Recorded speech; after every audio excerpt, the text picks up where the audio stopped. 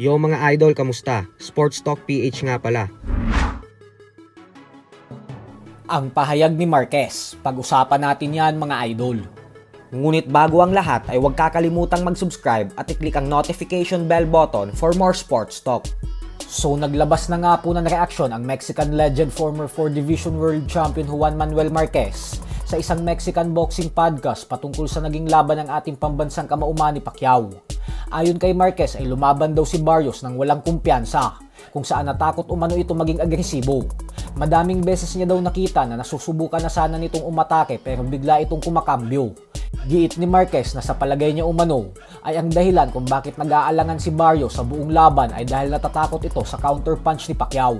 Si Pacquiao daw kasi yung tipo ng fighter na kapag nagbato ka ng jab ay agad may babalik sa yung counter. Alam niya daw ito kasi ilang beses umano itong ginawa sa kanya ni Pacquiao sa loob ng 4 na laban nila at natikman din daw ito ni Barrios.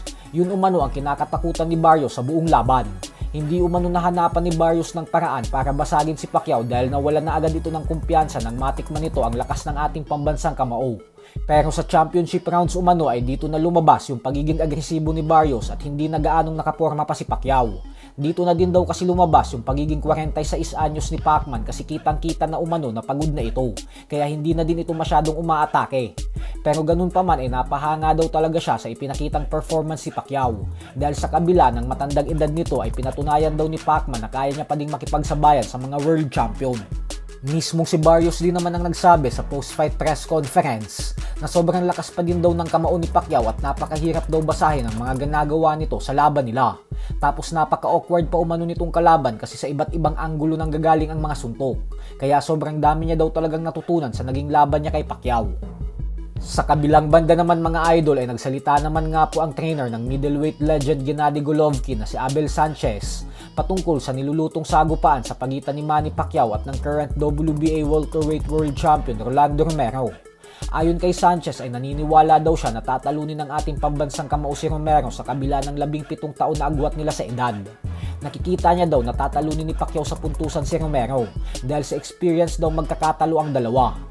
Bukod dyan ay katulad umano sa binibigay na problema ni Pacquiao sa kanyang mga katunggali ay mararanasan din daw ito ni Romero kung saan sasakit ang ulo nito sa mga gagawin sa kanya ni Pacquiao. Ganun pa man ay naniniwala si Sanchez na mas maganda ang magiging laban ni Pacquiao at Romero kumpara sa Pacquiao versus Barrios. May mga nagsabi naman na posibleng sa laban daw na ito ay muli nating makikitang matulog sa sahig ng lona ang 8 Division World Champion dahil may knockout power umano itong si Romero. Pero syempre, paunahan na lang po yan ang makatama ng solidong suntok. Kasi alam din naman nating lahat na nayayanig din ng husto si Romero kapag tinatamaan ng solido. Dahilan kung bakit binugbog ito ni Pitbull at ni-knockout ni Tank Davis. So hanggang dito na lang po muna tayo mga idol. Sports Talk PH.